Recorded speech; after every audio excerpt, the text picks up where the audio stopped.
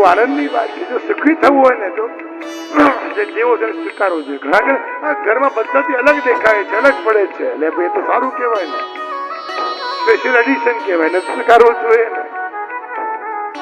જે સૌથી અલગ સ્પેશિયલ ગણાય. પ્રભુએ સમય લઈને નિર્માણ કર્યું છે, એને તો વધાવી લેવાના કે તમે તો બધાથી અલગ છો, તમારી પાસે વધારે કૃપા છે. એ આનંદ છે જીવન, જે એકબીજાને સ્વીકારી લે છે ને સુખી રહે છે. નહીં તો ફરિયાદમાં જીવન બે રીતે જીવી શકે છે. બે રીતે લોકો જીવે છે, એક સ્વીકારીને જીવે છે, બીજો ફરિયાદમાં જીવે છે. સ્વીકારે તો જેવો છે મારો છે, મારી આનંદમાં જીવી શકાય. અને ફરિયાદ કરવા રહીએ તો અનેક વાર ક્લેશ ઉભા થઈ જાય. આવું જ કેમ? ગામમાં બધા સુખી, બસ ખાલી મારી જોડે આવું કેમ? અહીં ફરિયાદ ઘણા લોકો કરતા, બહેનોને ઘણી વાર સાંભળ્યા છે, બધી બેન પડીને બધું સારું, મારે જેવું કેમ? કોઈ હોતું હશે બેન એવું? પ્રભુ તો દરેકને સરખું જ આપે છે. ક્યારે તો કથામાં બેઠા, લગ્નમાં ગયા, વરઘોડામાં નાચ્યા, કોઈના જન્મદિવસમાં કે ત્યારે એવી વાત કરી કે મારી જોડે આવું કેમ? દુઃખ આવ્યું ત્યારે વાત કરીએ છીએ. આજે કથામાં બેઠા છો ને, અને જે સુખ મળે છે ને એ માટે ભગવાને ફરિયાદ કરો, પ્રભુ બીજા બધા ગામમાં રહી ગયા ને મને જ કેમ મળ્યું, મારી જોડે આવું કેમ? ત્યારે ભગવાન કહેશે કે તારા પુણ્ય હતા, તારા ભાગ્યમાં કથા છે, જીવનનું સુખ લખ્યું છે એટલે તને મળ્યું છે. જયારે સુખ આવે ત્યારે પ્રશ્ન કરજો કે મારી જોડે આવું કેમ, ત્યારે દુઃખમાં પણ ભગવાન સાંભળશે. તો એવા સંજોગોમાં પ્રભુને પૂછો ને તો ખબર પડે. જન્માંતરે ભવે પુણ્યમ. હવે તમારા પુણ્ય છે કે તમારી પર કૃપા થઈ રહી છે, પ્રભુ તમને મળવા આવ્યા છે. એટલે આ ભાગવતજી રૂપી કૃપા તમારા બધા ઉપર થઈ રહી છે. જન્મને સફળ કરીએ ને જન્મ મરણના ફેરા છૂટે છે. સૌથી વધારે ભાગ્યશાળી કોણ ખબર છે સંસારમાં? જેના જીવતે કથા થઈ રહી છે.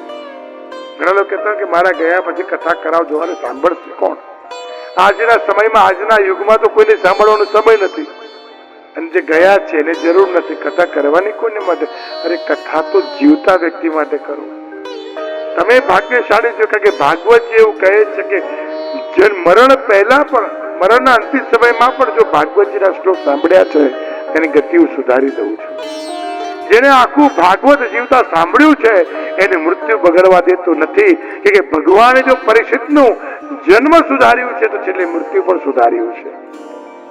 અને એવું ભાગવત છે, એક વાર તમે સાંભળો આખું, પ્રભુ કહે છે હવે તારા ફેરા ટળ્યા છે, મારી ઉપર છોડી દે.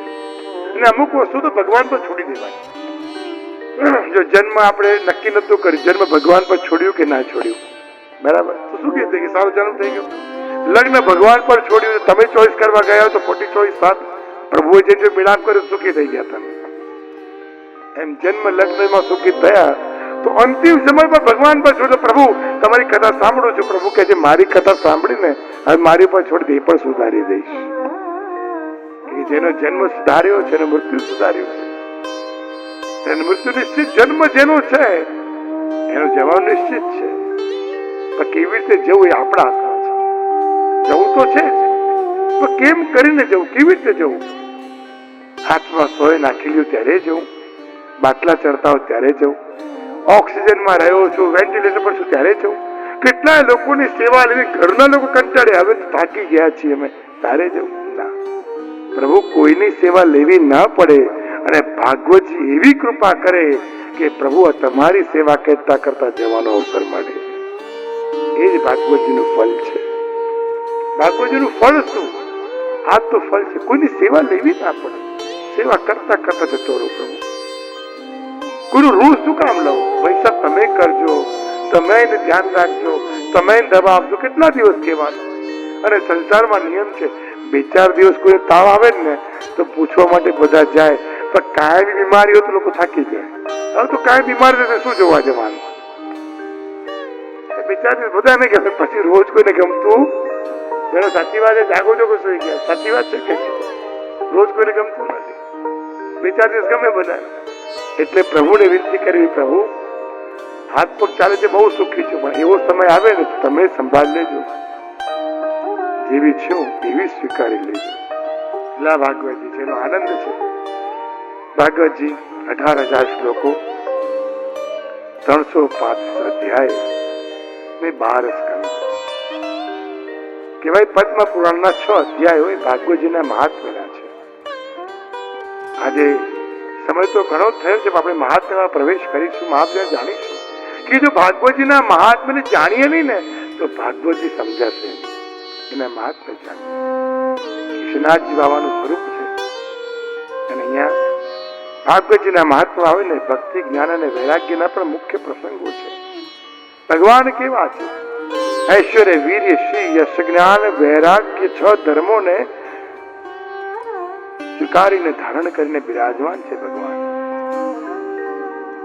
એટલે ભાગવતજીનું મંગલાચરણ કહ્યું, જેમ આપણે કહ્યું ને હમણાં બ્રાહ્મણો ગાતા હોય ને, મંગલમ ભગવાન વિષ્ણુ મંગલમ ગરુડધ્વજ. એ ભાગવતજીનું મંગલાચરણ કહ્યું તો કહેવાય પદ્મ પુરાણના 6 અધ્યાયો એ મહાત્મ્યના અધ્યાયો છે.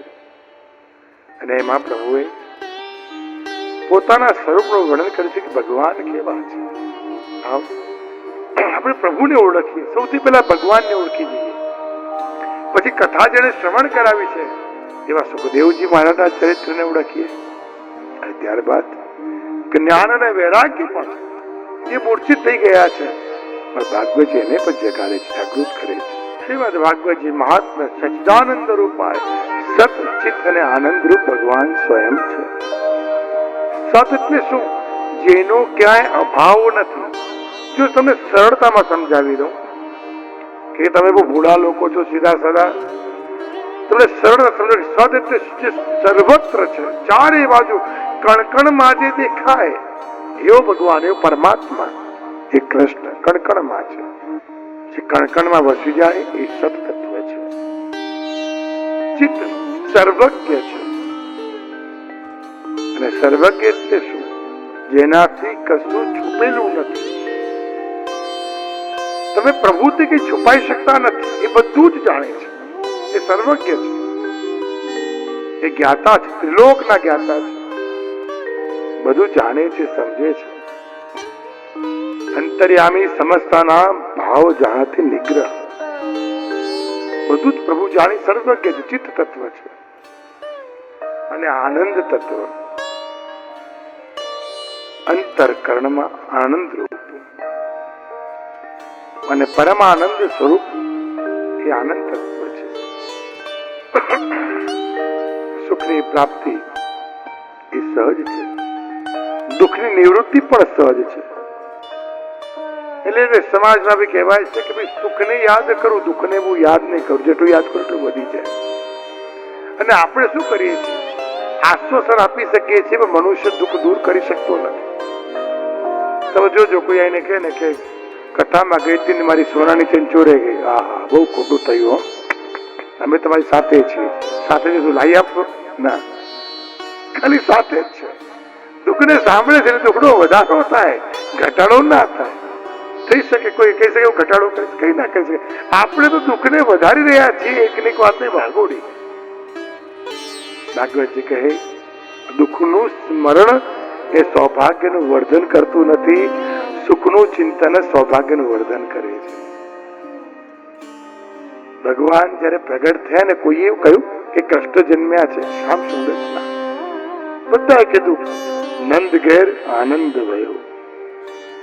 આજના સમયમાં તમે જોજો, તમે સાક્ષી બનશો બધા. આજે ચોથા દિવસે જે નંદ મહોત્સવ થશે ને, તો જેમ વ્રજ ભક્તો ગોપીજનો વ્રજવાસીઓ નાચ્યા તેમ આપણે બી નાચીશું. તો નંદ મહોત્સવની રૂપરેખા જોઈ છે. દરેકના ઘરમાં બધું જ છે, પણ જયારે નંદ મહોત્સવની પ્રસાદી ઉડતી હોય ને તો આપણે જીલવાલ તત્પર બની જતા હોઈએ છીએ. અરે કોઈ વિચારે કરે અરે આ માછી કુદાકુદ કરે છે તો એના ઘરમાં કમી છે? ના,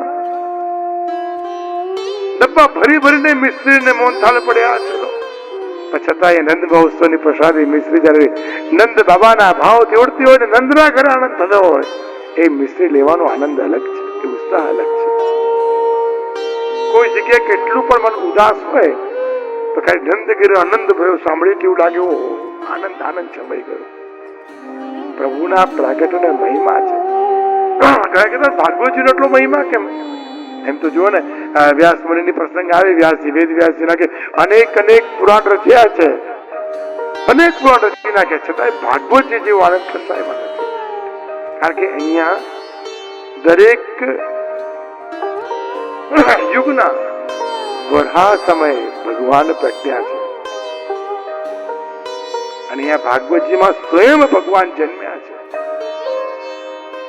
એટલે કષ્ટ જન્મ કહેવાય છે. બધા અવતારો ગણાય, કષ્ટ જન્મ કેમ? આપણે કષ્ટાષ્ટમી નથી કહેતા, આપણે જન્માષ્ટમી બોલીએ છીએ. એ જન્મ્યા છે. જ્યાં જે સ્થાને ભાગવતજી થશે ત્યાં કષ્ટનો જન્મ થાય છે, એનો આનંદ છે. તો કષ્ટ કોણ છે? આનંદ રૂપ છે.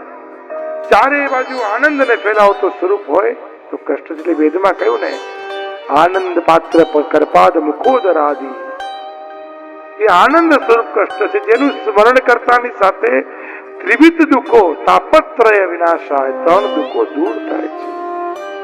શ્રી કૃષ્ણાય વયમ નમઃ. રૂપાય એટલે કોણ? અત્યંત સુંદર. હે પ્રભુ, આપ જેવું સુંદર કોઈ નથી. આનંદ છે જે ભાગવતજી તમારા વિચારોને બદલી નાખે. આનંદ શેમાં છે? કૃષ્ણને મળવામાં છે, કષ્ટથી દૂર થવામાં નથી. એ તો આનંદ છે. એટલે આગળ ગયું, તાપત્ર વિનાશ. 3 પ્રકારના દુઃખો છે, આદિ ભૌતિક, આધ્યાત્મિક, આદિ દૈવિક. પ્રભુ કેવા છે? જો પ્રભુના શરણે જઈએ તો ભૌતિક દુઃખો પણ દૂર કરે, આધ્યાત્મિક દુઃખ એટલે ઋષિઓની મુનિના દુઃખો પણ દૂર કર્યા છે, અને ગોપીજનોને પણ પ્રભુ રાસ્તા બોલાવ્યા છે. પ્રભુ 3 પ્રકારના દુઃખોને દૂર કરે છે. પ્રભુ આપના શરણે રહીએ તો જીવનમાં સુખી થઈએ. આપ કેવા છો? અભિજ્ઞ છો, જે કોઈ જોઈ શકતું નથી એ પ્રભુ જોઈ શકે છે. અનેક મિરર નથી આવતા, ઘણા પ્રકારના મિરર આવે કે અંદરથી તમે બહારનું જોઈ શકો, બહાર વાળા અંદર ના જોઈ શકે. એવું એક મિરર ભગવાન પાસે છે, આખી સૃષ્ટિમાં લગાયેલો છે. એ આપણને દરેક ક્ષણે જોઈ શકે છે, આપણે જોઈ શકતા નથી. સર્વજ્ઞ છે, ચિત્ત તત્વ છે, એટલે બધે જુએ છે. રૂપા એટલો સુંદર છે કે ભીષ્મકજીને પણ પૂછ્યું બાણસિયા ઉપર કે તમને શું પ્રિય છે, તો ભીષ્મકજી કહે, બાણસિયા પર સુઈ ગયો છું, અનેક તીર ભાગ્યા છે, રક્ત વહી ગયું છે, પણ અત્યારે આ પૂછું છું એટલું કહું કે મારી મતિ મારા મન સાથે આપ લગ્ન કરી લો, કે આપણાથી વધારે પ્રિય મને કશું નથી. આનંદ જગતમાં જો આનંદ છે તો આપની પાસે છે. ભાગવતજી 33 સ્કંદમાં આવ્યું ને, સુખાય કર્માણી કરોતિ લોક. અનેક પ્રશ્ન પૂછ્યા કે મનુષ્ય દુઃખી કેમ છે? કે પ્રત્યેક મનુષ્ય સુખની પ્રાપ્તિ માટે પ્રયત્ન કરે છે. કોઈ વ્યક્તિ જોયું કેમ કે આ પ્રયત્ન કરું છું, મારે દુઃખ જોઈએ છે એટલે પ્રયત્ન કરું છું? ના, પ્રત્યેક વ્યક્તિનો પ્રત્યેક ઉપાય એ સુખની પ્રાપ્તિ માટે જ છે. છતાં જીવનમાં આવે છે દુઃખ. એવું કેમ? ત્યારે કહ્યું કે જ્યાં સુખ છે એ જગ્યાએ જેને ગોઠશો તો સુખ મળશે. પછી દુઃખ હોય ત્યાં જેને સુખની પ્રાપ્તિ કરવા માંગો તો ક્યાંથી મળે? કચરાનો ઢગલો પડ્યો છે ને અત્યારની સુગંધ ક્યાંથી આવે? શાકભાજીની દુકાનમાં જઈને કોઈ સોનાનો હાર માંગે તો ક્યાંથી મળે? એમ સંસારમાં જઈને કોઈ સુખની પ્રાપ્તિ કરવા માંગે તો શક્ય નથી, કે સુખ તો ભગવાનના ચરણમાં છે. લક્ષ્મીજી બી કીધું, લક્ષ્મીજી આવ્યા ને, કારણ કે સમુદ્ર મંથન થયું ને લક્ષ્મીજી હાલીને પ્રગટ થયા, નારાયણને પધરાવ્યું ને લક્ષ્મીજી કહ્યું કે મને જો બધાને રાખો છો ને એવી જગ્યાએ મન ના રાખતા, હું તમારી પત્ની છું ભાઈ, એટલે બધાને રાખો ત્યાં રાખવો તો મજા નહીં આવે, મારી માટે સ્પેશિયલ જગ્યા જોઈએ. ભગવાન કીધું છે હૃદય આવી જાઓ. કે આપણી પાસે બધું મોટું શરીરમાં, હાથ પગ માથું અને સૌથી નાનું હૃદય. ભગવાનનો ભાગવતજી કેવા છે ખબર છે? બધા અંગ નાના છે, હૃદય મોટું છે. 90 અધ્યાયનું હૃદય એટલે 10 સ્કંદ. લક્ષ્મીજીએ કહ્યું કે સારું હૃદયમાં રાખો છો, કે આ પત્ની છો ને પત્નીને હૃદયમાં રાખવું પડે. પત્નીની એમ તો 3 જગ્યા છે, હૃદય, કાન અને ચરણ. ચરણમાં સેવા કરવા માટે, કાનમાં બહારનું કોઈ વ્યક્તિ કોઈ કહી ના જાય ને પતિ બહારનું કોઈનું માની ના લે, એટલે કાનમાં રહે છે કે બહારની કોઈ બી વાત આવે તો પેલા પત્ની સુધી પહોંચે ને પત્ની પછી જે કહેવા માંગે એ છે કે એ જ પતિને માનવાનું, એટલે કાનમાં પણ એનો વાસ. ઘણી વાર અનુભવ બી થાય કે બાર ભાઈઓ ઘણી બધી વસ્તુની હા પાડી જાય, ઘરે આવે ને નિર્ણય બદલાઈ જતા હોય. એની વ્યાખ્યા, એની ચર્ચા પછી ક્યારેક આપણે કરીશું, ઘણી મોટી ચર્ચા છે. પણ અહીંયા લક્ષ્મીજીએ કહ્યું કે પ્રભુ હૃદય બહુ સારું, સારી જગ્યાએ મને આપે રાખી. થોડા દિવસો થયા ને લક્ષ્મીજીને સફોકેશન થવા લાગ્યું, ગુંગળાવા લાગ્યા, મજા નથી આવતી. કેટલા બધા દિવસે ભગવાન બોલે શું થયું શું થયું, લક્ષ્મીજી કઈ બોલતા નથી. એ દિવસ રહેવાયું નહીં. શાસ્ત્રમાં તકલીફ થઈ, લક્ષ્મીજી બહાર પ્રગટ કરીને કે છે પ્રભુ જગ્યા બદલવી છે, તમારા જગ્યા તમે જ્યાં મને રાખી છે ને ત્યાં બિલકુલ મજા નથી આવતી.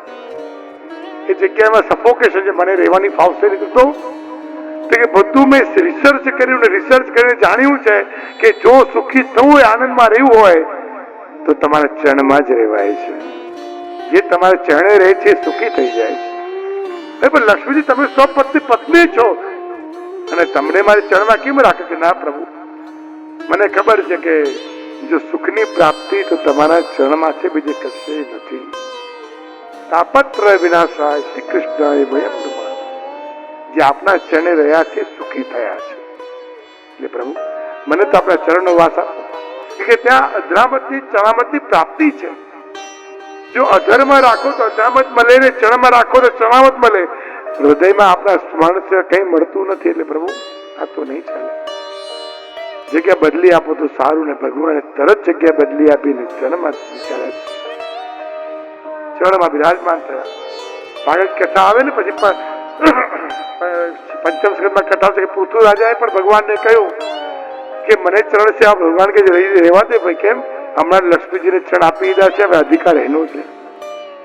રાજા પૃથુ કહે છે કે એક ચરણ લક્ષ્મીજીનો અને એક મારો. તો કે એ બી પૂછીને કહીશ, બારોબાર કહી ના શકે કે દરેક વ્યક્તિને ઘરમાં જઈને પૂછવું પડે, પૂછતા કે કોઈ નિર્ણય લેવાય નહીં. અનેક ભક્તો છે, અનેક ભગવાનથી માગે છે. કોઈ 10,000 હાથનું બળ માગે, કોઈ 10,000 શ્રવણ માટે કાન માગે, કોઈ સુંદર વાણી માગે. પ્રભુ પાસે જે ભક્તો આવ્યા છે પ્રભુ એને કંઈક ને કંઈક દાન કર્યું છે. તાપત્ર વિનાશાય એમ અનેક પ્રકારનું દાન અહીંયા પ્રભુ કરે છે, આશ્રયને સિદ્ધ કરે છે. એટલે કહ્યું પ્રભુ આપ કેવા છો? ભગવાન કહે કે લૌકિક માંથી જયારે જીવ ઉદ્વેગ પ્રાપ્ત કરે છે અને એ સમય જયારે એક ક્ષણ માટે પણ જો મારું સ્મરણ કરે તો એના લૌકિકના દુઃખોને દૂર કરી દઉં, તાપ દૂર કરી દઉં છું. એટલે કહ્યું સચ્ચિદાનંદ રૂપાય વિશ્વોત્પત્ત્યાદિ હેતવે એવા કષ્ટ સર્વજ્ઞ છે. જેને જીવનમાં કષ્ટને બાંધ્યા છે, સાધ્યા છે, કષ્ટ એને પણ સાધે છે. સ્ટોરી આવે ને કે ટ્રેનમાં કાકા બેઠા હતા ને બેગ ખોવાઈ ગઈ. યુવાનોને પૂછ્યું કે મારી બેગ મળે તો આપજો.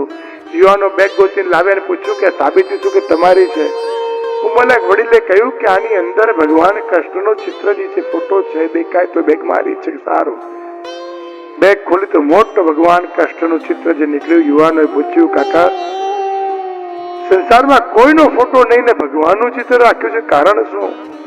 એ વડીલ એટલી જ વાત કરી કે યુવાન હતો, બહુ સુંદર દેખાતો તો પોતાનો ફોટો રાખતો.